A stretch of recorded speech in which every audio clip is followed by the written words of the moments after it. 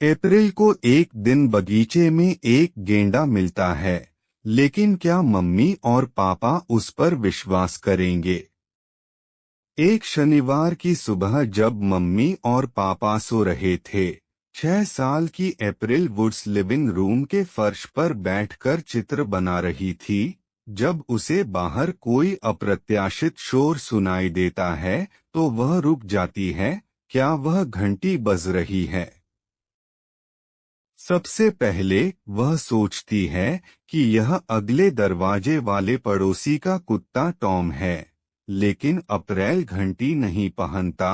अप्रैल में फिर से घंटी सुनाई देती है, लेकिन इस बार एक और शोर भी होता है। वह भौहें सिकोड़ती है और सिर हिलाती है। वह कुत्ता नहीं है।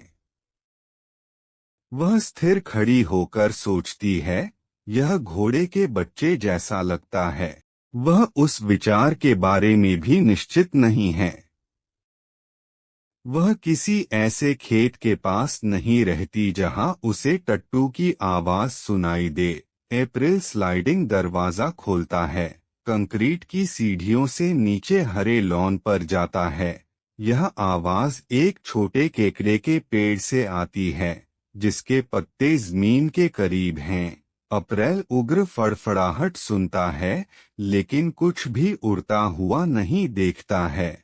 चिंतित होकर वह कहती है, बेचारी फंस गई होगी। मुझे चोट मत पहुंचाओ। कुछ चीखता है।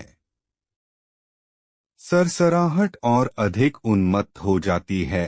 सभी पत्तियां अप्रैल को स्पष्ट दृश्य देखने से रोकती हैं। क्या यह बोलने वाला पक्षी है? पेड़ की आड़ में अप्रैल यह जानकर आश्चर्यचकित रह गई कि यह कोई पक्षी नहीं है। वह गुलाबी लहराते अयाल के साथ एक पंखों वाला बैंगनी घोड़ा देखती है। भयभीत प्राणी संघर्ष करता रहता है। यह शाखाओं में उलझा हुआ है। मैं तुम्हें चोट नहीं पहुंचाऊंगा, अप्रैल फुसफुसाते हुए कहती है। मैं तुम्हारी मदद करूंगा, छोटा गेंडा। वह स्थिर सावधान हाथों से गेंडा को संभालती है और उसे आजाद कर देती है। ओ धन्यवाद। उड़ता हुआ घोड़ा हवा में कलाबाजियां खाता है। मेरा नाम गुलाबी है।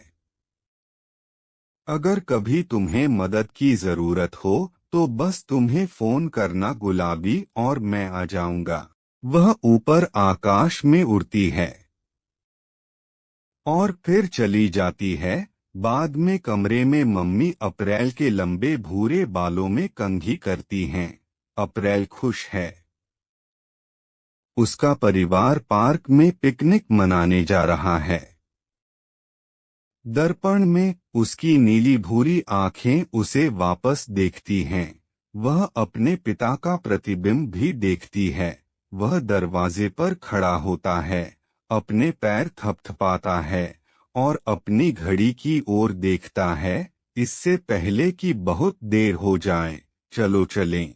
पिताजी अधीरता से भौहें सिकोड़ते हैं।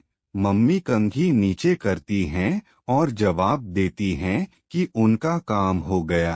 पार्क में नीले और हरे चेकदार कंबल पर अप्रैल अपना दोपहर का भोजन समाप्त करती है। वह उत्सुकता से नाटक के सेट और उसके पार ऊंचे देवदार के पेड़ों की कतार को देखती है। क्या मैं खेल सकता हूँ? वह पूछती है। जरूर, पिताजी उत्तर देते हैं। मम्मी कहो, पहले मैं तुम्हारे बालों को पोनीटेल बना लूं। शब्द का पहला भाग अप्रैल को मुस्कुरा देता है। मैंने आज एक टट्टू देखा, तुमने किया? मम्मी पूछती है। कहाँ? वह हमारे केकड़े के पेड़ में फंस गई थी। मैंने उसे छुड़ाने में मदद की और फिर वह उड़ गया। माँ सोचती है। उसकी आवाज का स्वर हैरान करने वाला है। जानवर पंखों के साथ यही करते हैं, माँ। और यह एक छोटा सा गेंडा था। यह एक मजेदार कहानी है। पिताजी मुस्कुराए। दिखावा करना रोमांचक है है ना? मम्मी सहमत हैं। वहाँ आपके बाल थक गए हैं। अप्रैल अपने माता पिता को देखकर खुश नहीं होती है और अपनी बाहों को पार कर लेती है। बड़े लोग कभी ठीक से नहीं सुनते। मैं कोई दिखावा नहीं कर रहा हूँ और यह सिर्फ एक कहानी नहीं है। रोजी ने कहा कि अगर मुझे कभी मदद की जरूरत हो तो मुझे बस उसका नाम पुकारना होगा। मम्मी सिर हिलाते हुए कहती हैं, समझदार बनो। डैडी मुस्कुराते हैं, हाथ बढ़ाते हैं, उसे चारों ओर घुमाते हैं और खेल के मैदान की ओर उसका सामना करते हैं। वह धीरे से उसे आगे की ओर धकेलता है और कहता है, निर्दयी ढंग से नहीं बल्कि तिरस्कार पूर्वक जाओ और उन चीजों के साथ खेलो जिन्हें तुम छू सकते हो। अप्रैल एक पैर पर मुहर लगाता है और चला जाता है। उसके कदम दौड़ में बदल जाते हैं। जब अप्रैल नाटक का सेट बनाती है तो वह दौड़ती रहती है और केवल तभी रुकती है जब वह स्लाइड, मंकी बार और झूलों के पीछे देवदार के पेड़ों की लंबी कतार तक पहुंचती है। उसे चीजों पर चढ़ना पसंद है और जंगल जिम की तुलना में पेड़ अधिक चुनौतीपूर्ण हैं।